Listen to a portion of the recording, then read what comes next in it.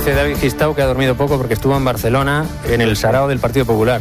Hola, buenos días. Hola, buenos días. ¿Qué Hombre, tal? sarao. Sí, bueno, ya sabes. No, fue un viaje interesante, un viaje relámpago para escribir un poquillo de ello. Y fue interesante, yo creo que bueno, es muy pronto, desde la llegada de Casado al partido, para sacar ningún tipo de conclusión definitiva, pero que tiene un problema creado de insatisfacción interna y de rencor, y propio por otra parte de un proceso como este, que ya ayer le obligó a emplearse con carácter para terminar de formar su ejecutiva y que va a tener que cuidarlo. Evidentemente es demasiado pronto para diagnosticar el fracaso de la presidencia de Casado por culpa de las corrientes internas. Eso no se puede hacer aún. Antonio Jiménez, buenos días. Hola, buenos días, Sergio. ¿Compartes análisis con...? Sí, hombre, yo creo que esto no ha hecho nada más que empezar, y lo mismo que unos le dicen a los otros que deben saber ganar, los que han perdido también tienen que admitir su derrota. Y luego hay que evaluar cuánto hay de corriente interna y cuánto hay de gente que realmente quiere representar un 43% de los que apoyaron la opción de Soraya y perdieron el Congreso, y cuánto hay de personalismo en todo esto. Pues luego hay muchos personalismos, y no hay que confundir la representación que ellos, se quieren atribuir para tener una presencia mayor en la dirección del partido, con que sean todos los que apoyaron en su día esa candidatura los que quieren realmente esa solución. ¿Y alguien de la familia socialista como Nicolás Redondo, cómo lo ve? Nicolás, buenos días. Pero no nuclear, de la familia. Ya, bueno, yo he dicho familia, no le he puesto adjetivo. Primo lejano. Eso. Yo lo que no sé, luego podemos hablar de por qué que David estuviera, como tiene que estar en Barcelona para hacer el magnífico artículo que ha hecho hoy en El Mundo. Eso es una justificación para dormir poco. La verdad que no lo sé. Bueno, tú no me dejes ahora guarnecido en casa. Se retrasó el AVE por culpa de la huelga de taxis en Barcelona. Muy brevemente, yo creo que en los partidos clásicos las primarias tienen un efecto divisivo que perdura durante muchísimo tiempo, porque no se trata solo, lo hablaremos luego, de que se pongan de acuerdo o no, que en este caso ni se han puesto los contendientes, sino que se pongan de acuerdo y vivan en una cierta armonía propia de un partido político los que han defendido a cada uno de los contendientes, y eso es mucho más difícil. En este caso ni siquiera se han puesto de acuerdo, y Soraya Sáez de Santamaría tendrá su responsabilidad seguro, y Casado tiene la máxima seguro, porque no lo ha logrado. Hombre, estas cosas van así, no. El que manda es el que tiene la responsabilidad siempre. Las 9, las ganas que tengo yo de que sea las 9 para irme de vacaciones. Las 8:30, una hora menos en Canarias. Estamos aquí con Nicolás Redondo, con David Gistau y Antonio Jiménez, y hemos comenzado a esbozar un poco el asunto del Partido Popular, de esa nueva dirección que ha dejado fuera al sorayismo, o por lo menos al sorayismo pata negra, por decisión también de Soraya Sáez de Santamaría y su equipo más cercano. Vamos a hablar también de la cuestión de la inmigración. Será a partir de las 9 de la mañana, todo esto de Ceuta, que nos tiene bastante preocupados. Las imágenes que nos llegaban ayer desde la ciudad autónoma fueron tremendas. Pero antes, yo creo que el asunto del Partido Popular tiene más recorrido, porque estamos ante un partido fundamental, el más votado por los españoles en las últimas elecciones, y sale del taller después de este periodo de incomparecencia, pero yo no sé si sale con una rueda de menos, o cuando comience el baile de la oposición y se empiece a atisbar elecciones, eso va a ser el pegamento que aúna al partido. No sé cómo lo veis. Bueno, es verdad, yo vuelvo a decir que todo es prematuro, que todo acaba de suceder, no hace ni una semana que se consagró esta presidencia. Pero es verdad que a mí no me cabe duda de que Casado querría que ahora mismo el argumento relacionado con el Partido Popular fuera otro, fuera ese que él insiste tanto: el PP ha vuelto, el nuevo liderazgo, el macronismo de derecha, yo qué sé. Le encantaría que se estuviera hablando del PP en estos términos. Y sin embargo, ese liderazgo nuevo, ese PP ha vuelto, está un poco gripado todavía, está un poco atascado en la salida, porque está sin resolver el conflicto de las primarias. Y no solamente está sin resolver, que puede decir, bueno, es que una semana después todavía puede haber resentidos, se acaba de formar la ejecutiva, los rincones se aumentan, esto se va a dispersar con el tiempo. Pero es que también cabe la posibilidad de que quede instalada una corriente de oposición interna bastante malvada, bastante insatisfactoria, satisfecha, bastante capaz de sabotearlo todo, y eso es con lo que tiene que lidiar Casado ahora, haciendo. Ayer en la rueda de prensa de Barcelona me llamó la atención que hasta 2 o 3 veces dijo, y esto tiene razón, que esto no es una negociación de iguales, dice, yo soy el presidente. Entonces, cuando ves a un presidente de un partido diciendo tantas veces en público, yo soy el presidente, parece que está intentando creérselo a él. Entonces, en algún momento le tiene que ser muy natural una autoridad para acabar con este problema, que puede no ser tan grave si lo asume ahora, y de verdad empezar ya con ese proyecto suyo, con ese mensaje lanzado al exterior del PP ha vuelto, que es el que ha intentado consagrar. A mí me ha encantado. Mientras tanto, es cierto lío interno, la verdad. Sí, y hay mucha gente enfadada, hay mucha gente triste y decepcionada y cabreada. Esto de las encuestas que decían, no, la secretaria general va a ser mujer seguro y además de Cospedal. Bueno, pues al final, hombre y cercano a Casado. Sí, el más cercano, el jefe de su campaña, el que le hizo la campaña para que vean ustedes lo que se pueden fiar de lo que hablamos los periodistas, o lo que se escribe en la prensa. En la prensa, ¿verdad? Pues bueno, el secretario general se llama Teodoro García Egea. Yo creo que le están dando la turra con esto de que es campeón del mundo de lanzamiento. Esos son 2 días. Esos son 2 días. Tiene que pasar. Es muy sabroso eso. Claro, es muy sabroso, pero también, fíjate, es que es ingeniero, es experto en tecnología. En robótica, sí. Estaba detrás de los quesitos famosos de las primarias. Es melómano, toca instrumentos musicales, es deportista y encima se ha hecho secretario general del Partido Popular. Así que tiene que estar... Y tiene 32 años. Y tiene 32 años. Perdón, 33. Don Teodoro, buenos días. Hola, buenos días, ¿qué tal? Que digo yo que es usted casi un hombre del Renacimiento. Bueno, pues la verdad que siempre uno tiene que tener pasiones y tiene que tener curiosidad por aprender cosas nuevas, y eso pues espero mantenerlo ahora también durante esta etapa. Le están dando la turra, ¿no?, con lo de campeón del mundo de lanzamiento de hueso de aceituna. Pues sí, la verdad que uno cuando es concejal, y fue una etapa maravillosa de mi vida, en la que guardo un recuerdo imborrable, y creo que todo el mundo debería de pasar por esa etapa, ¿no?, por el municipalismo alguna vez. Pues me gustaba participar en las tradiciones de mi pueblo, y bueno, pues tuve la fortuna en una de estas veces que participé de alzarme con ese campeonato. Pues pero bueno, ya estoy retirado de la competición. Hace usted muy bien. Hace como 3 días, si no me falla la memoria, para hilvanar el relato informativo del día, yo recuerdo que utilizamos un sonido suyo que entregó con los compañeros de La Linterna, y hablaba de diversas cuestiones típicas de la previa del comité, que era esto de si Casado, el máster, le va a afectar, no le va a afectar. En aquel momento, por curiosidad, ahora que ya somos 3 días más viejos y sinceros, ¿usted ya sabía que iba a ser secretario general o esto ha sido una cosa de última hora? Pues no lo sabía.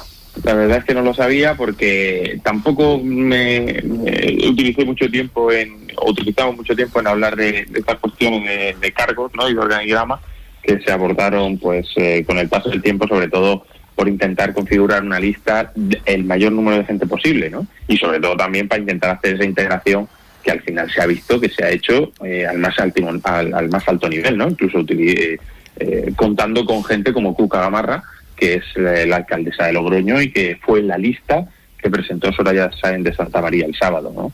Lo cual, bueno, pues cuando el presidente me lo pidió, no tuve más remedio que aceptar, como siempre he hecho con todo lo que me ha planteado el presidente Pablo Casado, y si yo puedo echar una mano, pues aquí estoy. Ustedes hablan de integración. Integración ha habido, pero tampoco se puede ocultar que el entorno de Soraya Sáenz de Santa María, ayer hablábamos con el señor Ayón, que nos comentaba que estaban tristes, decepcionados, que pensaban que se iba a hacer esto de otra manera. El Partido Popular, utilizando ese símil del coche y el taller, ¿sale del taller con el motor perfecto para ir a la carrera o puede que tenga una rueda un poco pinchada? Partido Popular es ahora mismo un Fórmula 1 que sale en la pole position para afrontar las próximas elecciones, las próximas citas electorales, y cada vez que traemos en boxes estamos abiertos a seguir incorporando gente, y a que todo el mundo que sea simpatizante, militante o esté de acuerdo con la línea que hemos marcado del nuevo Partido Popular del presidente, que es Pablo Casado, pues estamos abiertos a que todo el mundo se incorpore, ¿no? Yo creo que en la otra candidatura que concurrió el sábado pasado hay personas excepcionales, no solo profesionalmente, sino humanamente, porque yo he tenido la ocasión de trabajar con ellos como portavoz adjunto del Grupo Parlamentario Popular, y tenemos que contar con los mejores, y esa era nuestra intención. Por eso es cierto que la palabra integración es engañosa, porque al final pues no se integra a nadie de Podemos o de Ciudadanos en el Partido Popular. Es decir, estamos hablando de que todos somos compañeros. Desde el sábado no hay candidaturas, todos se levantaron cuando Pablo Casado entró y se conocían los resultados y ya era el nuevo presidente del Partido Popular, Por tanto, bueno, esto de la integración está bien para hacer una, digamos, composición de lugar sobre qué pensaba cada uno, pero desde el sábado ya dijo el presidente que nadie pregunte a quién habéis votado. Es decir, importa poco a quién hayáis votado, vamos a mirar al futuro y vamos a ganar las elecciones a la izquierda. Yo estoy cubriendo el Congreso de Valencia del Partido Popular. Si no me falla la memoria, Mariano Rajoy tuvo un apoyo del 84%, que era más del que ha conseguido Pablo Casado ahora, por ejemplo, y tuvo bastantes problemas internos, movimientos, corrientes. Ayer Pablo Casado dijo, no voy a permitir corrientes internas. ¿Eso cómo se consigue a la hora de la verdad?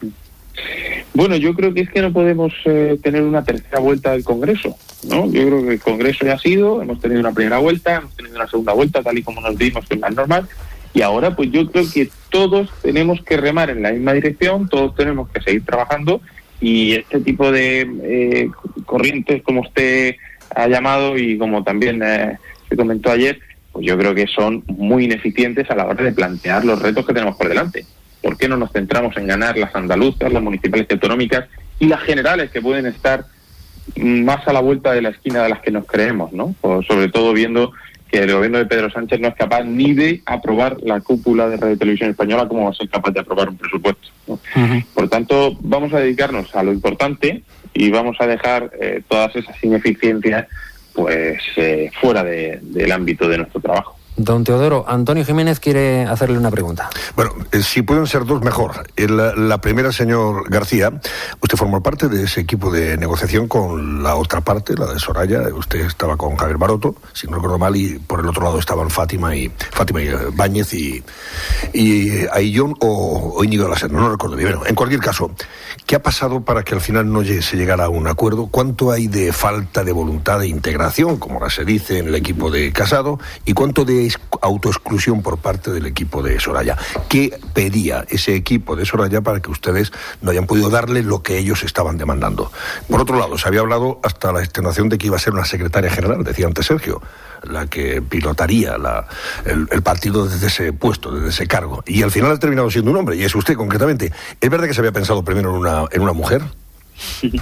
Bueno, con respecto a la primera pregunta, ya se escuchó a Soraya de Santa María comentar que pedía una cierta proporcionalidad en base al resultado, ¿no? O sea que hubiera un 42% de gente suya en el equipo de dirección de Casado.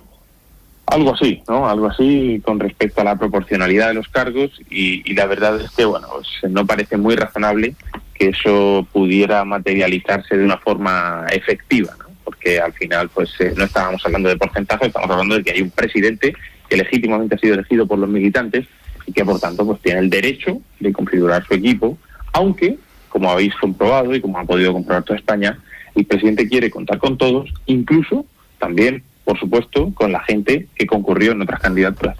Y eso es lo que nosotros hemos intentado hacer durante todo este tiempo. De hecho, 10 personas que concurrieron en la lista de Soraya Sáez de Santa María están hoy en el organigrama de 35 que presentó el presidente Pablo Casado ayer en Barcelona. Eso es una voluntad inequívoca de integración. Y digo más, la mano sigue tendida porque hay gente muy buena que concurrió a la lista de Soraya Sáez de Santa María en el Congreso y que nosotros pues valoramos, tanto, como he dicho, tanto profesionalmente como en el ámbito político, ¿no? Con lo cual, pues nosotros seguimos intentando contar con los mejores, con todos aquellos que quieran aportar, y tenemos un rumbo claro que marcó ayer ya nuestro presidente.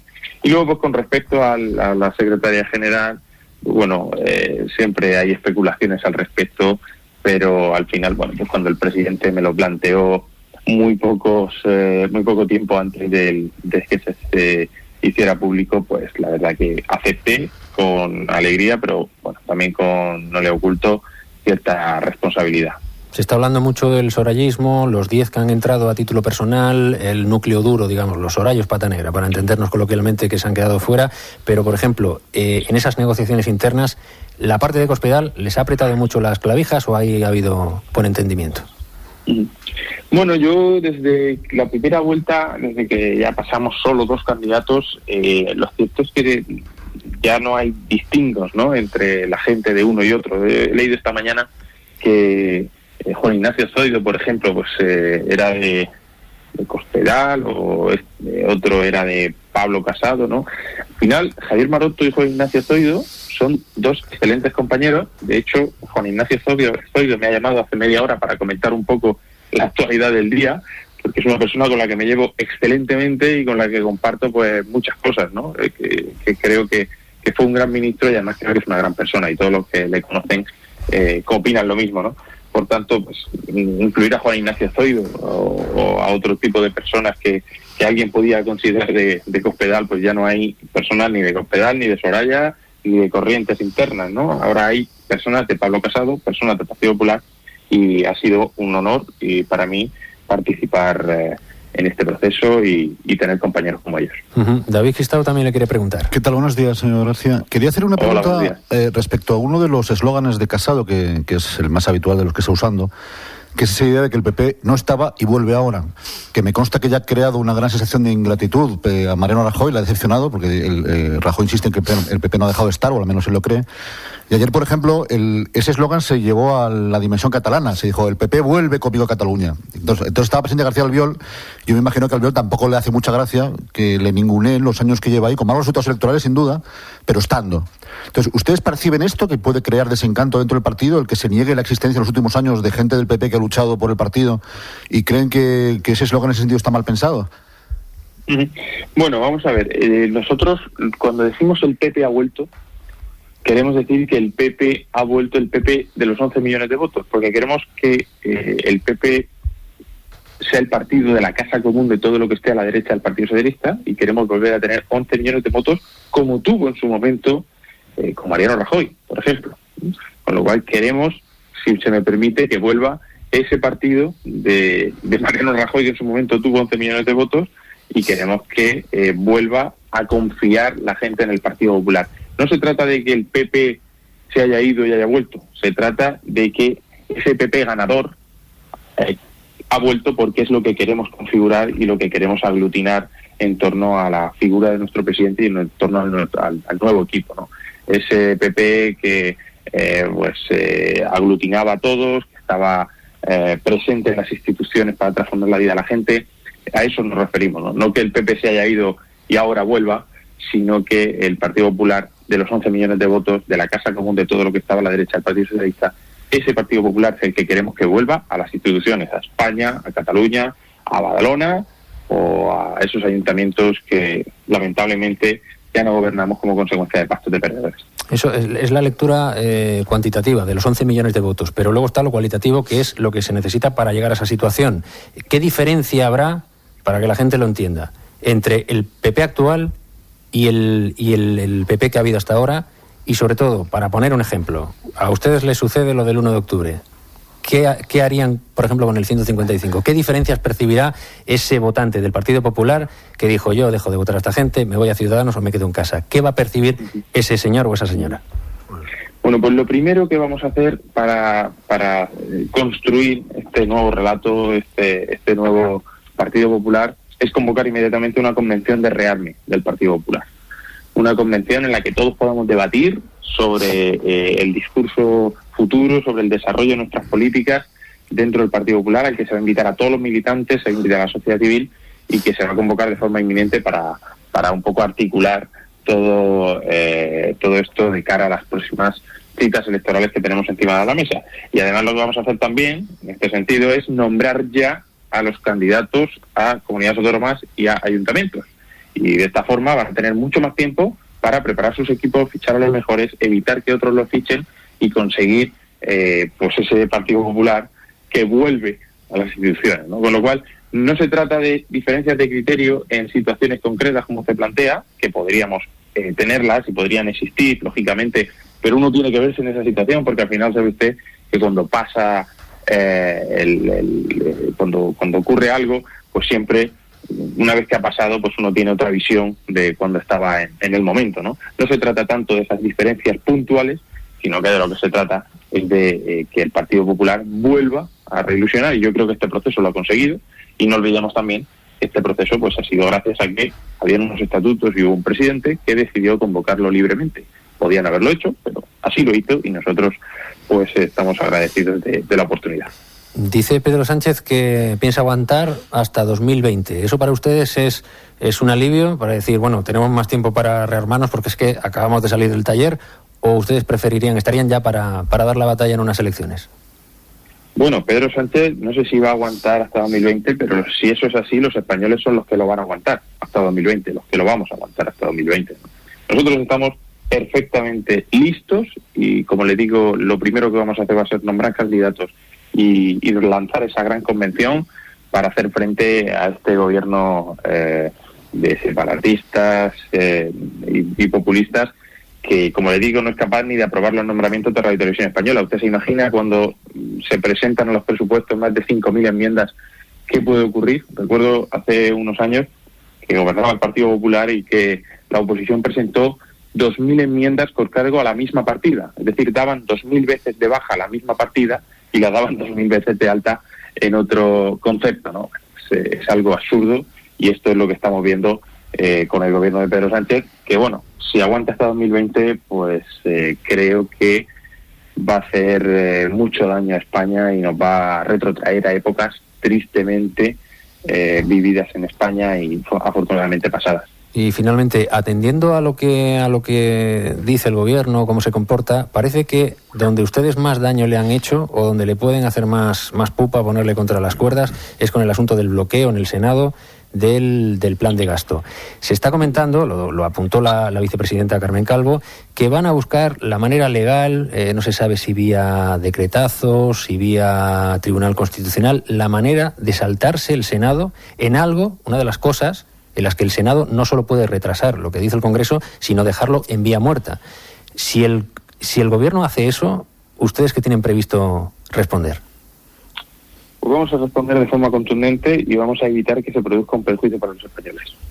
Vamos a usar todas las medidas a nuestro alcance para evitar que los españoles pues tengan que, como he dicho antes, retrotraerse a épocas anteriores en las que se desbocó el déficit, las administraciones no pagaban las facturas que adeudaban a los autónomos, al pequeño taller de la esquina, a la tienda de papelería. Vamos a poner toda la carne en el asador en ese sentido. No vamos a tolerar que el gobierno vaya por la puerta de atrás perjudicando a España y perjudicando una economía afortunadamente hoy saneada. Uh-huh. Por cierto, para terminar, me comenta la gente como curiosidad, dice, Javier Arenas, que tiene más vida que un gato y que no se había ido nunca de la dirección, con este nuevo Partido Popular, Javier Arenas ha quedado fuera. ¿Usted qué valoración hace de esto? ¿O le parece anecdótico? No, bueno, pues al final el nuevo presidente tiene que hacer su equipo y es normal pues que estas cosas se comenten, pero no tiene mayor importancia. El presidente ha hecho su equipo en base a personas que él considera que son las idóneas en cada puesto, y bueno, el Partido Popular es cierto que no solo es el Partido Popular de hoy, sino que se asienta sobre personas que han trabajado durante todos estos años. La primera cosa que hizo el nuevo presidente fue reunirse con Mariano Rajoy, José María Aznar y Hernández Mancha, ¿no? Y si Fraga estuviera entre nosotros, pues también lo hubiera recibido en su despacho en Génova, ¿no? Lo cual pues yo creo que es una forma de respetar el pasado, pero lo que tenemos que hacer hoy es mirar al futuro sin olvidar lo que somos, pero mirar al futuro y seguir trabajando. Uh-huh. Teodoro García Egea, flamante secretario general del Partido Popular, un saludo y muchas gracias por atender la llamada de Herrera en COPE. Muchísimas gracias a vosotros. Esto que comentabas de Javier Arenas, es verdad que irónicamente algunos han dicho, hombre, esa es la prueba del algodón de que hay renovación. De que hay una renovación total y plena. Es verdad que Javier Arenas ha sido una persona muy importante dentro del Partido Popular y ahora sigue siendo senador, ¿no? Pero que el hecho de que quede fuera de la dirección ya es una noticia. No sé si es un superviviente, pero sí un denominador común del Partido Popular. Totalmente, a lo largo de los últimos años. Décadas, sí. Estamos hablando de décadas. Y es curioso verle fuera. Ahora, ¿no? cuando foto. Comentaba antes, David, sobre el eslogan que ha elegido Pablo Casado para, en fin, reflejar de alguna forma esa renovación, ese nuevo impulso que el partido necesita, es un eslogan de puertas afuera, fundamentalmente, ¿no? Para decir, si no reivindicamos lo de Rajoy, que lo está reivindicando, no, es decir, hemos vuelto para decirle a aquellos que han votado en su día al Partido Popular, dice, este Partido Popular ya no va a estar, digamos, sometido a una acción de gobierno que evidentemente le obligaba a actuar de una forma diferente, por complejos o porque realmente aconsejaba la prudencia en esos momentos, ser más livianos, ¿no? Eso evidentemente es una interpretación expresada, sujeto, verbo, predicado, es verdad queda esa interpretación. De hecho, yo se lo planteé a Javier Maroto y se quedó un poco descolocado. Ayer, no queremos decir eso, queremos decir... Antonio, ayer Casado en la rueda de prensa decía, además, ir a Barcelona como primer gesto siempre tiene un poco de primera línea constitucionalista, etcétera, y dijo algo así como Cataluña, definiendo Cataluña como la zona cero de los problemas políticos españoles, el PP vuelve a Cataluña. Y yo estaba lo de Albiol cuando lo dijo, y Albiol se puso una cara diciendo, oiga, vamos a ver, levantar la mano. Aquí unos llevan la fama y otros la lana. Alfredo Pérez Rubalcaba hablaba de cómo se enterraban en España los muertos, y muchos pensaban en los muertos que había enterrado él, ¿no? Pero lo que está haciendo Casado es de un virtuosismo extraordinario, porque todo está dirigido a enterrar sin ceremonia a Rajoy. Todo lo que ha hecho, todo lo que ha dicho, el discurso político. Por eso es imposible integrar a Soraya. Se puede integrar a otros, pero no a Soraya porque lo representa. Y la visita de Aznar, es decir, todo lo que ha hecho Casado, con su criterio además, porque probablemente estaba a disgusto en los últimos tiempos con las políticas que se desarrollan desde el gobierno, y muy referencialmente las de Cataluña, ha sido un enterramiento laico, civil, silencioso, de la figura de Rajoy. Pero ese es el mandato de los compromisarios, claro, Nicolás. No cabe ninguna duda. Es que lo han votado para eso. No cabe ninguna duda. Entonces, lo que están haciendo, lo que están haciendo, la ilusión y emoción que despertó. Claro, lo que están haciendo es, y además es, por eso he dicho virtuosismo, además, no hay, parece que mucha bronca, lo está haciendo con mucha suavidad, pero el objetivo es ese. Y luego hay una contradicción que la pongo en relación con otra cosa que decía antes Gistau, el macronismo de derechas que quieren representar y las declaraciones de ayer de Casado sobre que no habrá corrientes. Vamos a ver, si ellos quieren representar algo que en la Europa continental es más complicado, es el liberal conservadurismo, es imposible hacer un partido cerrado como muestra el discurso hasta ahora de Casado. Es tan amplia la base social del liberalismo y del conservadurismo, ha cambiado tanto el panorama político español con la aparición de Ciudadanos, con gente que se ha ido no del PP solo, sino del Partido Socialista a apoyar líneas más liberales, que eso es imposible hacerlo desde un partido tendente tendiendo a cerrarse sobre sí mismo. Y la renovación ideológica que pretende Casado, que es evidente que la pretende, después de una cierta atonía del Partido Popular en el gobierno, pues es un rearme ideológico que lo sitúa no en el macronismo de derechas, sino en la posición exacta de Fillon. Es decir, él representa el conservadurismo europeo el moderado, el razonable, el que con el que tenemos que compartir muchas cosas, pero no a Macron, que es algo absolutamente diferente. Como hay musiquita de fondo, te respondo muy rápido. Cuando pone musiquita, hay que darse prisa. Lo del macronismo es una imagen estética, porque y a la cual se agarran tanto Rivera como Casado, pero yo creo que en el caso del PP no puede haber macronismo, porque el macronismo se caracteriza precisamente por aparecer el poder fuera de estructuras clásicas, y el PP es una estructura clásica.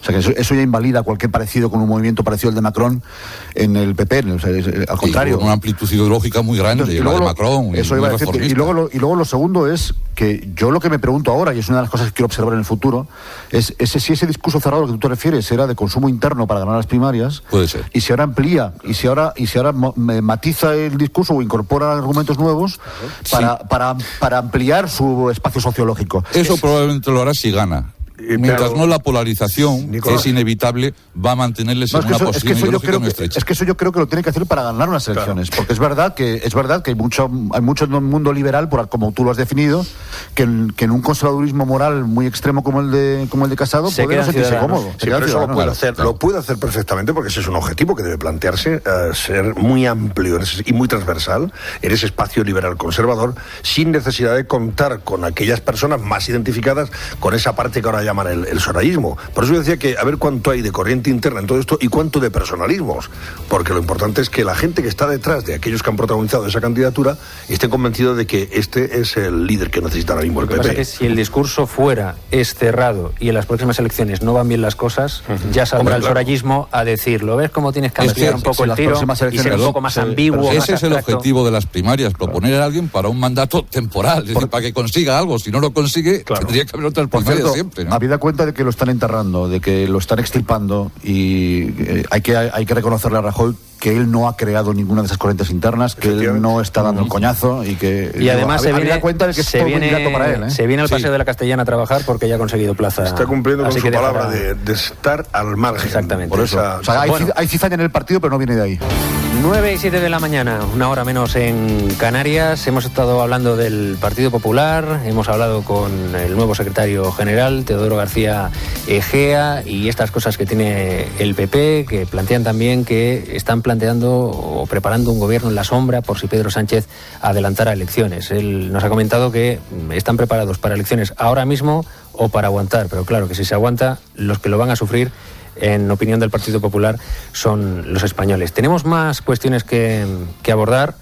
Una de ellas, luego avanzábamos, es el tema de la inmigración. Este es un tema recurrente, de vez en cuando lo dejamos de lado porque pasan cosas, que si el PP, que si Cataluña, que si los incendios de Grecia, pero el día que menos te lo esperas, ¡bum!, fogonazo. Y fogonazo, por ejemplo, ayer, sobre esta hora más o menos, en forma de 600 hombres gritando de forma vehemente, como decíamos, con esa vehemencia del que intenta asustar al que tiene delante, de quítate que voy, y también de quitarse el mismo el miedo de lo que voy a hacer. Lo que voy a hacer es subir una valla de 6 metros con concertinas, con todo lo que hay por delante, pero vengo de un infierno tan grande que es que me da igual. Y al final, un cacao. 132 heridos, 22 de ellos agentes del orden. Y la sensación otra vez de esto cómo lo solucionamos, porque al final estamos siempre en esos lugares comunes, que es que esto es Europa la que lo tiene que arreglar, que es que hay que ir al foco del problema, que es en los países de origen, que es lo que comentaba Pedro Sánchez ayer en su reunión con Macron, pero yo es que me planteo lo mismo, el que tenga una buena solución, de verdad, que levante la mano, no sé cómo lo veis. Yo no la tengo, desde luego. Aquí hay una mezcla complicada que es la de sentir empatía por el drama y por la situación de gente tan desesperada como para hacer esto, y al mismo tiempo, aunque suene muy antipático, mantener la vigencia de ciertos principios como el de la protección de las fronteras y también comprender el trabajo de la gente que está ahí en el Limes, en la valla, que ayer fue rociada con Calviva, por ejemplo. Entonces, a mí me cuesta mucho opinar. Ya sé que opinamos de cualquier cosa, pero opinar de esto.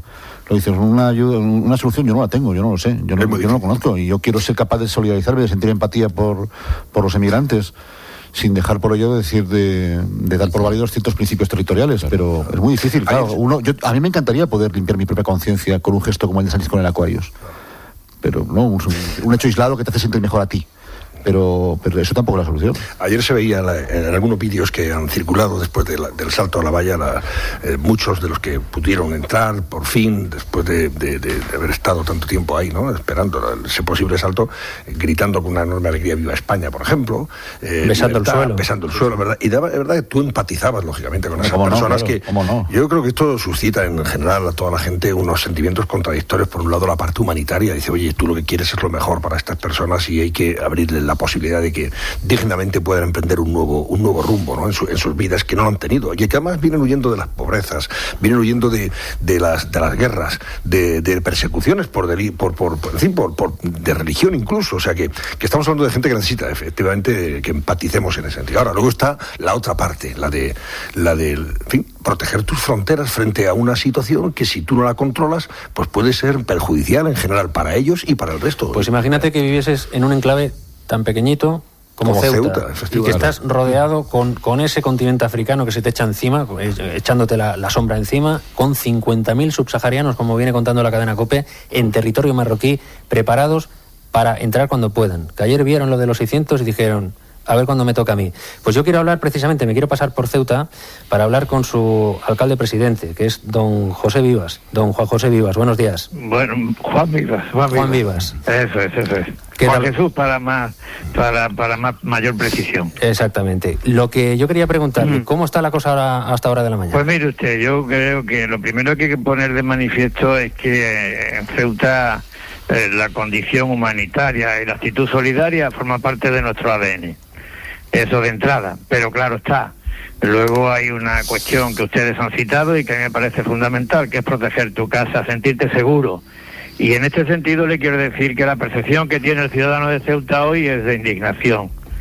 Indignación no por evidentemente el número de inmigrantes que ahora hay, incrementados con la avalancha de ayer, el asalto de ayer, que esto genera inquietud, pero indignación por el comportamiento que hubo a la hora de efectuar este asalto. Fue un asalto en todas reglas, con el empleo de medios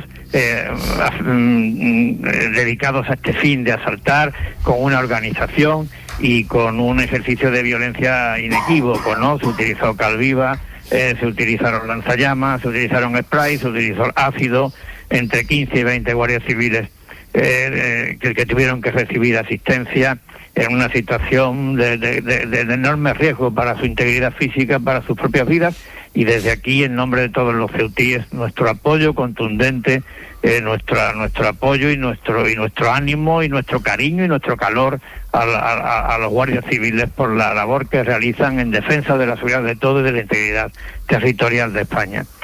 Mire, es un problema de enorme envergadura, pero creo que tenemos que pasar de la retórica al pragmatismo, a la realidad y tomar decisiones. Y me parece que hace falta de manera urgente fortalecer los medios disuasorios para que nadie se haga daño, ni los inmigrantes, pero tampoco los guardias civiles. Hay que lanzar un mensaje inequívoco a las mafias para ponerles de manifiesto que aquí no se puede tomar la frontera por asalto, que la frontera hay que respetarla. Hay que intensificar la colaboración con Marruecos y hay que potenciar los medios con que cuenta la Guardia Civil para preservar la integridad territorial de la frontera, en última instancia nuestra seguridad. No es fácil, no existen varitas mágicas, pero hay que tomar decisiones en la línea de cumplir con la primera obligación y derecho que tiene toda nación, que es proteger su casa. Señor Vivas, cuando el ministro del Interior dice que sí, que no da una fecha concreta, pero que lo antes posible va a quitar las concertinas y promete que va a poner un sistema igual de eficaz. ¿Usted le cree o eso le preocupa? Yo confío en el gobierno de la nación, sea de cualquiera que sea su color político. Confío en el sentido de la responsabilidad del gabinete y de sus ministros, por tanto, de sus miembros. Pero creo que el orden tiene que ser el que hemos dicho muchas veces. Primero, los medios alternativos que garanticen el mismo nivel de eficacia de las concertinas y después la eliminación de la concertina. La concertina no es un elemento agresivo, es un elemento disuasorio. No significa que la concertina esté concebida para agredir ni para atacar a nadie, está para proteger. Quienes vienen saben que existen las concertinas, pero no podemos negar que hay una manipulación que es la que propicia el drama, que es la organización por parte de las mafias de este tipo de asaltos en beneficio propio. Siempre buscan la puerta por la que es más fácil acceder y nadie cae, nadie analiza, nadie considera en qué situaciones se encuentran nuestros guardias civiles cuando le eliminamos los elementos disuasorios de acceso a la frontera. Forzamos aún más la necesidad de que los guardias civiles tengan que asumir riesgos indebidos para ellos, para su propia protección y para la protección de las personas que intentan estos asaltos. ¿Tiene usted datos sobre cómo se encuentra a esta hora de la mañana o cómo ha amanecido el centro de acogida al que intentaron llevar a esos 600 inmigrantes, pero que ya estaba colapsado por otros 600 inmigrantes? Bueno, esa es la segunda preocupación que yo le ponía de manifiesto. Indignación por el comportamiento y al mismo tiempo inquietud y preocupación por la situación en Ceuta. Ahora mismo, según la información de que yo dispongo, el CETI, que tiene una capacidad para 500 personas, tiene en estos momentos 1000. 1000, es decir, el doble, pero es que en las inmediaciones del CETI hay acampados unos 200 inmigrantes gracias a la labor humanitaria de nuestro ejército, que ha facilitado, que ha habilitado campañas para que esto se pueda, tiendas de campaña para que esto se pueda llevar a cabo. Pero en cualquier caso, esto nos pone en evidencia que si la frontera no es segura, si los medios para impedir los asaltos a la frontera no son eficaces, Ceuta podría convertirse en una situación, o podría convertirse en un lugar prácticamente que todo Ceuta fuera un campamento de acogida de inmigrantes, y esto haría insostenible la vida en nuestra ciudad. Tenga usted en cuenta que estamos hablando de una ciudad con escasas capacidades de respuesta ante situaciones de esta naturaleza, una ciudad pequeña, de tamaño reducido, una ciudad extrapeninsular, y que, como bien han dicho, tiene la presión de todo un continente detrás.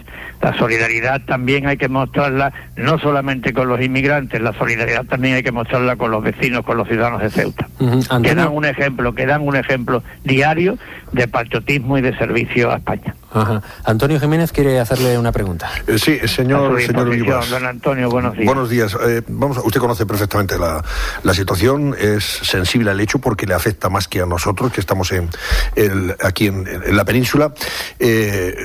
¿Por qué se produce el asalto de ayer? Hay entre 40 y 50.000 subsaharianos migrantes que estarían en estos momentos, pues eso, en el norte de Marruecos, y que probablemente su intención, lógicamente, es la de intentar llegar a Europa.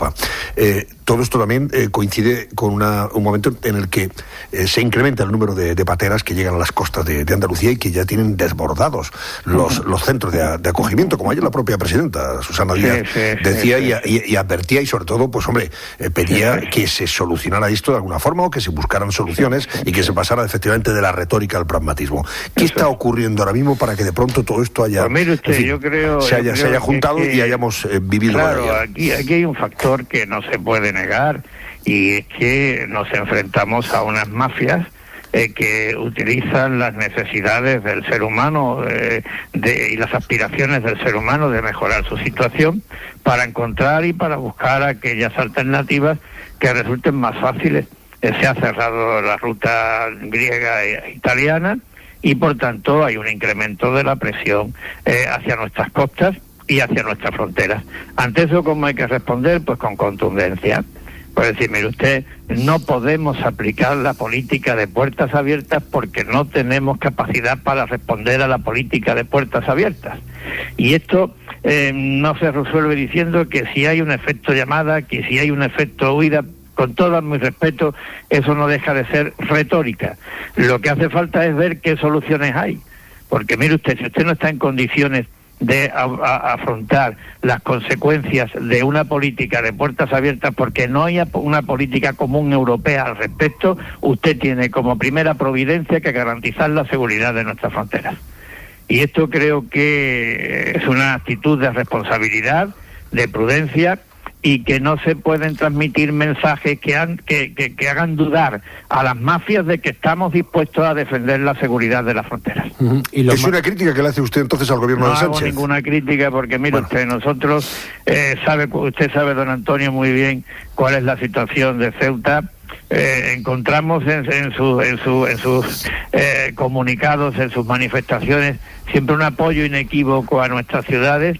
Y por tanto entendemos que es usted una de las personas que está convencida de que en Ceuta las razones de Estado tienen muchísimo peso y son fundamentales para la supervivencia de nuestra ciudad.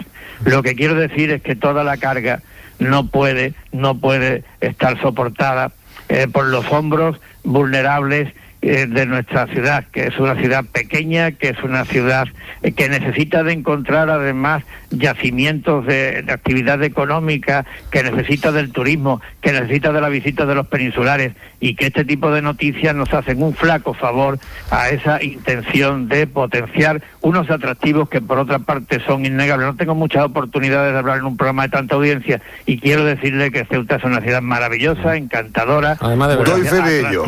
atractiva claro, por muchas razones, y por la condición de su gente, una gente hospitalaria, abierta, que ha hecho de la convivencia un modo de vida.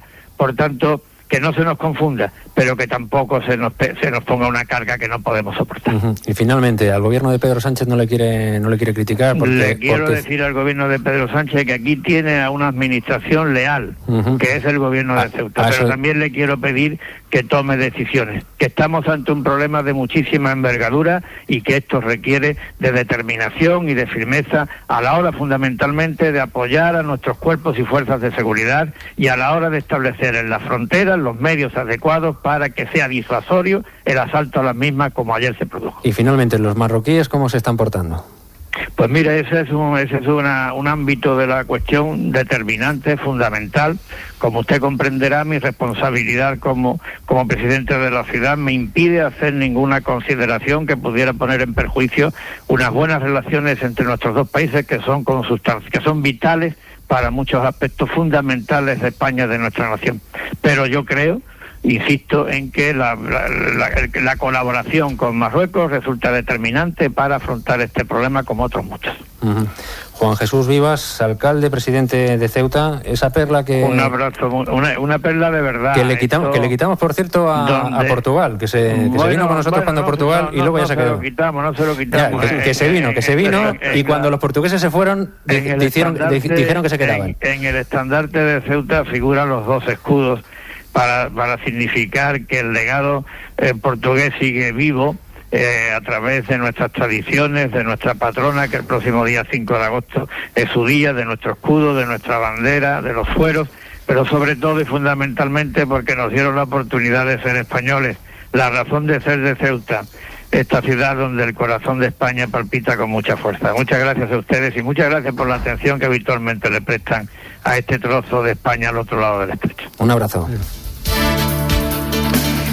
Pues ahí está, ¿no? Sí. Vivir en Ceuta, sentirte más español que nadie y tener ese problemón encima de decir... Y además es que la gente de Ceuta, como tiene el problema delante, luego es la más humanitaria que hay, porque dice este muchacho que está con las manos abiertas por la concertina. En Melilla pasa lo mismo, además. Y en Melilla igual. Es que tú vas allí y es que te das cuenta. Y tienen ese problema y lo que decíamos, aquí nadie es capaz de encontrar un problema. Se le nota a él, al señor Rivas, la angustia. Ha sido una intervención impecable y detrás de esa buena forma y rotundo en el contenido, detrás de todo esto se le ve una cierta angustia porque tiene la presión ahí detrás justamente. A mí me parece que sobre lo que decíais hay dos cosas que tienen que quedar claras y no están suficientemente claras. Primero, proponía soluciones. No hay soluciones porque no hemos acertado en el diagnóstico. Siempre se considera en los últimos años que estas avalanchas están provocadas por la hambruna o por guerras o por persecuciones religiosas y eso forma parte de la realidad, pero además estamos en una época de grandes migraciones que son ineludibles y no solo por todas esas situaciones sino porque cerca, ante sus ojos, con el teléfono que tienen, con todo, ven un mundo absolutamente alejado del que viven. Y por lo tanto hay que darse cuenta que no es un problema de coyunturas, sino estratégico y de nuestra civilización, de nuestra era, de nuestro siglo, de nuestra época, como hubo otros antes. Y por lo tanto las soluciones tienen que ser de muy largo alcance. Y no estamos haciendo ni las de corto alcance, pues fíjate tú, ¿verdad? Claro. Pero ese es el verdadero diagnóstico. No es coyuntural, es histórico. Nos sucede ahora y nos seguirá sucediendo durante mucho tiempo por ese conflicto entre territorios pobres y territorios inmensamente ricos. Y segundo, yo tengo también la contradicción que habéis mencionado todos, los tres, ¿no? Pero justamente por ser ciudadanos, esa contradicción moral, entre la moral y la práctica, entre la moral y lo concreto, entre la solidaridad con la persona que está ahí y el policía que está intentando que no lo atraviese, es decir, entre el Estado y los que vienen, esa contradicción, el que la tiene que solucionar es el gobierno.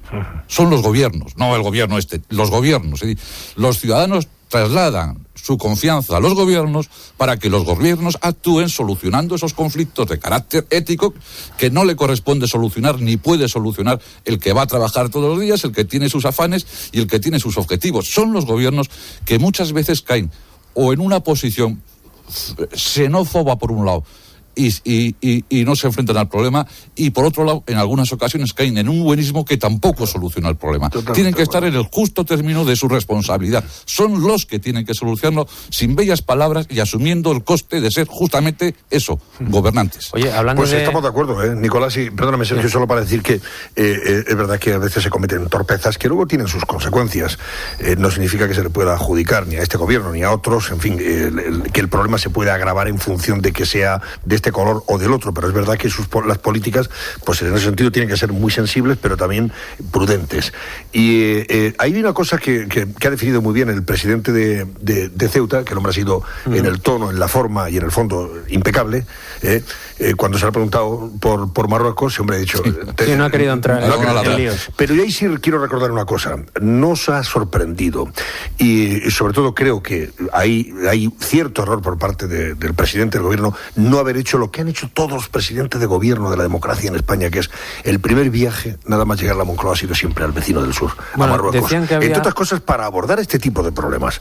Ese es un país de tránsito y si tú, en fin, este tema lo zanjas de alguna forma con contundencia, pero también con sinceridad, pues es más fácil que probablemente la vigilancia no se relaje en Marruecos y las cosas estén un poquito mejor. Dijeron que había temas internos de la monarquía marroquí que desaconsejaban llevar a cabo esa visita. Borrell sí que fue como ministro del Exterior, pero bueno, ahí queda esa cuestión. Decía Nicolás, hablaba de buenismo. Bueno, pues el buenismo no solo se aplica en inmigración, también en economía, en el mundo parlamentario, para intentar contentar a unos y a otros. Nos vamos a ir a un pequeño descanso, pero antes os quiero comentar una cosa que acabamos de conocer. Unidos Podemos se abstendrá en la votación del déficit y el techo de gasto. Es decir, a día de hoy, hasta ahora, el gobierno solo cuenta con el apoyo del PNV en el Congreso. Luego está el escollo del Senado, que es lo más difícil que tiene el gobierno. Dicen los de Podemos que no le gusta este plan porque está diseñado para agradar al PP y que ellos echan en falta 5.000 millones más de gasto social. Así que compuesto y sin plan de gasto, a esta hora, el gobierno de Pedro Sánchez. Es el momento y es el lugar para la copla de Luis del Val.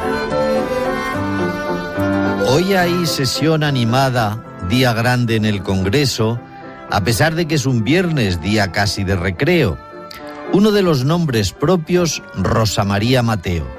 A ver si sale nombrada y gusta a los de Podemos, y administradora única sale según lo propuesto, y así la televisión trabaja a gusto de Pedro.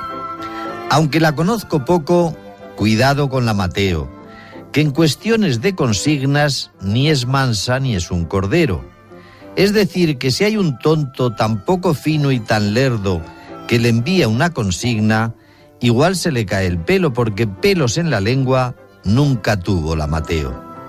Y la otra cuestión de voto van a ser los presupuestos, es decir, la ampliación, lo que llaman un arreglo. Lo que requiere atención ha sido el aviso previo que ayer lanzó Pedro Sánchez, presidente del gobierno. Todo aquel que vote en contra ataca al país entero, aborrece lo español y odia lo viejo y lo nuevo. Votar en contra de España es votar contra el gobierno. La tradicional falacia otra vez en movimiento, la misma con la que el prófugo toma el empadronamiento y todos los catalanes, sea o no por nacimiento, son todos nacionalistas, quieran o no quieran serlo.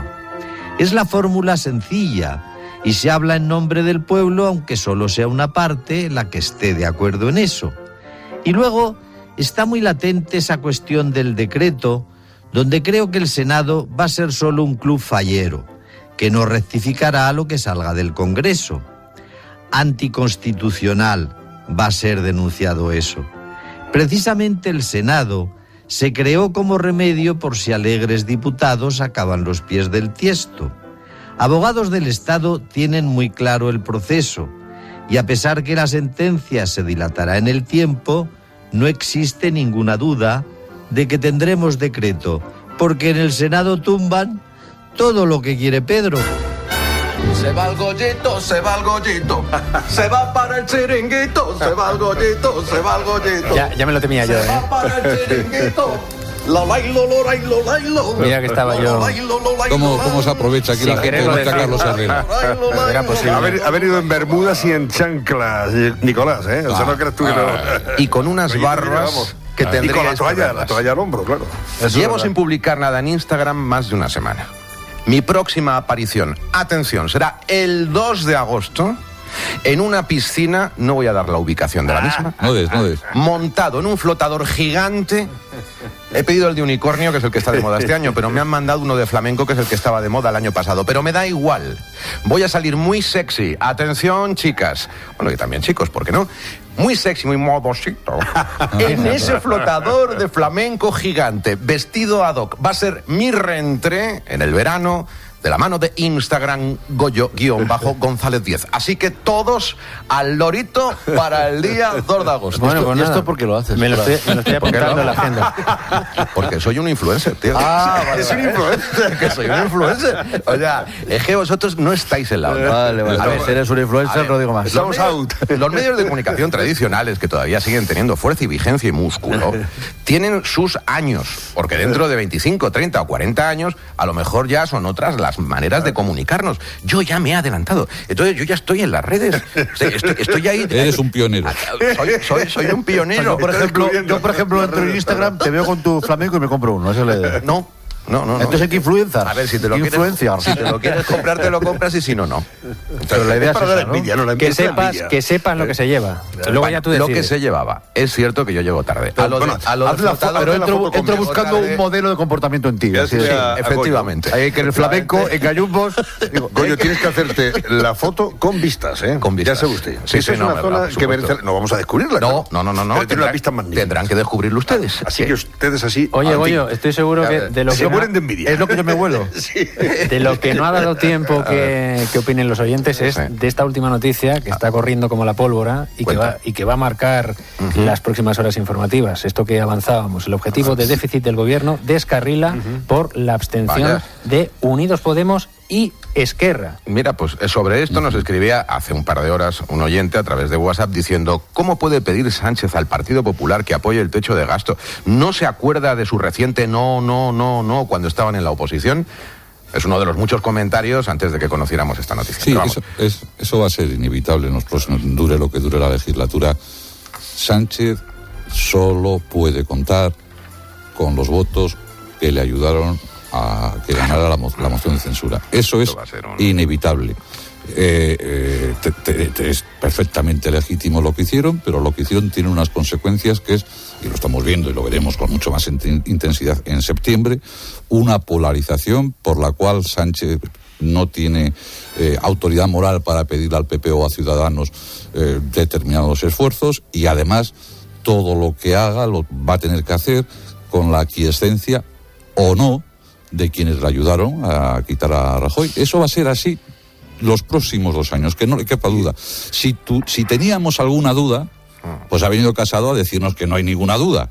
Es decir, eso va a ser así, y por lo tanto ese elemento lo tienen que introducir en su análisis, ¿no? Además, eso le pone ante la realidad de un hecho evidente, que no puedes gobernar con 84 diputados. Es que Al final fíjate, tú estás dependiendo de Antonio, unos señores que, de forma contradictoria y contraria a lo que tú opinas en muchos casos y defiendes, te están poniendo condiciones imposibles. Y entonces ahora Podemos te dice: yo no te apruebo el techo de gasto porque lo considero escaso lo que tú lo incrementas. Yo quiero que gastes mucho más. Y Los señores de Esquerra, a cambio de que usted Esquerra y le el permita PDK, la autodeterminación. ¿sabes lo que han claro. dicho Esquerra y el PDK? Dice, no, si es que esto, entre otras cosas, no va a salir en el Senado porque el PP tiene mayoría. Independientemente, claro, como no están en la misma onda que el gobierno, Exacto. no se suman a esa teoría de, bueno, pero vamos a intentarlo por decreto o yendo al Constitucional. Aquí cada uno hace la guerra por su cuenta, y a la hora de la verdad solo se pusieron el traje del domingo para echar a Rajoy. Tal como nació el gobierno, es imposible aplicar aquello que llamaban geometría variable. Y Además, que lo viene- tengan Y el, seguro, oyente, vamos. y el oyente con el que ha empezado y ahora tiene toda la razón. Es que hay un añadido casi cínico, el apelar a un concepto del patriotismo para exigirle al PP, después de la relación que ha tenido Sánchez con el PP, y después de la unidad de comportamiento que fue la extirpación del PP del Senado, del Parlamento, perdón, o del Gobierno, que ahora acuda disciplinadamente a someterse a lo que Sánchez diga, es... Pues esto lo que pone de Fíjate, manifiesto sí. es que lo de las elecciones, en fin, pues no es tan lejana. Bueno, ya va a entrar- La ya va- próxima convocatoria. ya va a entrar en la cabeza de la 2020 gente. queda muy lejos. Estamos al principio Para llegar. no quiero Pues ser fíjate, llevamos no 2 quiero días. ser pesimista, pero Oye, no que- habrá condiciones ni para aplicar, probablemente no habrá condición ni para aplicar medidas excepcionales si fueran necesarias para Cataluña. De todas formas, es que... Probablemente, ¿eh? Nicolás, no sé si tú piensas lo mismo. Si las elecciones a lo mejor pueden ser hasta una ventaja enorme para Sánchez, para ganar por fin unas elecciones, cosa que no le vendría mal, aunque sea porque la prevención de censura evidentemente no es ilegal ni ilegítima. Pero bueno, está gobernando un partido al que no ha sido votado para ello, eso también es verdad. Para legitimarse él personalmente, para conseguir o intentar conseguir una mayoría suficiente para dejar de depender de gente de la que no se debe depender. Y además aprovechando un momento en que los demás partidos están cada uno a su manera todavía poco preparados para afrontar las generales. Yo es que tampoco lo veo tan... Recomponiéndose. Tampoco lo veo tan locura para ellos, digo. Ser rotundo te lleva al error, pero mi impresión es que cada día que pase la situación será peor para Pedro Sánchez. Y que el mejor día fue el primero. Y todo lo demás va a empeorar. Es decir, tú imagínate, hoy ponte en septiembre, con la diada, con no sé qué, con no sé cuántos... Vamos a tener un otoño curioso y un final de verano. Algo que piensan que todavía tiene mucho recorrido, por desgracia, es la tensión en nuestras fronteras. El problema de la inmigración preocupa y mucho a los oyentes de Herrera en COPE. El efecto llamada ya está aquí. Siguen perdiendo el tiempo en asuntos como desenterrar a Franco, etcétera. ¿Por qué no atienden al problema de nuestras fronteras? ¿Por qué no se sientan a intentar solucionar este problema de la inmigración ilegal? ¿Entrarían 600 personas por la fuerza en cualquier otra frontera de cualquier otro país? Nos ponen como ejemplo Estados Unidos. Bueno, Estados Unidos es otro mundo, evidentemente, pero podríamos centrarlo a lo mejor en Europa, en los países de nuestro entorno. Pero la frontera sur de Estados Unidos también hay unos dramas terribles. Claro, y entran muchos más. Tremendo. No, y además ese mensaje tiene una connotación de incomprensión con lo que hizo ayer la Guardia Civil, que con gran presión, con gran sufrimiento, con gran violencia ejercida sobre ellos, e hicieron su supieron aguantar. Hay muchos mensajes de solidaridad con la Guardia Civil. Es que las imágenes de los guardias con las vendas en los ojos, que les habían echado cal viva en la cara, también ellos con cortes, es que es muy duro. No, y la gente, cuidado, está sensibilizada con el problema de la inmigración, casi todos nuestros oyentes, y con el drama humano que conlleva, pero en cambio no están a favor de que se haga violentamente. Pues precisamente el yo pienso de que va de esta cuestión. Vamos a escuchar lo que opina desde Granada Juan. En el asalto a las vallas en Melilla, Ceuta y Melilla, se atacó a los guardias civiles con cal viva. Hubo que atender a heridos que eran guardias civiles, no subsaharianos, sino guardias civiles heridos por quemadura de cal viva. Eso ya no denota un intento de entrar, eso es un ataque con saña, alevosía y mucha bala baba. Isabel, de Madrid. Es peligrosísimo el mensaje que estáis enviando, diciendo que los inmigrantes pobrecillos están desesperados, etcétera. Efectivamente están desesperados, pero nosotros no tenemos ninguna culpa. Y entran forzando nuestras fronteras, sin ningún respeto a nuestra ley, hiriendo a nuestros guardias civiles. Y encima aquí se les da cobertura y no se les puede echar. A mí me parece esto un sinsentido. O se respeta la ley o no se respeta. ¿Aquí qué pasa con todos los demás? Porque tenemos que respetar entre nosotros la ley y a los guardias civiles cuando nos ponen una multa de tráfico. No, hombre, lo mejor es echar cal viva encima de la gente de seguridad. Y Ana, de Barcelona. Señor Sánchez, déjese ya de avión privado para ir a un concierto y de gestos ofensivos para todos. Póngase a currar, que para eso le pagamos. Váyase usted a Andalucía, váyase a Algeciras, váyase y vea lo que están pasando allí, la policía, el alcalde de Algeciras, como ha denunciado, y tantísima gente, cómo están los CIEs, cómo está todo. Y usted en el concierto de Killers. Señor Sánchez, póngase a currar de una vez por todas, que para eso le pagamos. La gente muy seria con este asunto, ¿eh? Sí. Por eso antes comentaba muy bien el presidente de Ceuta.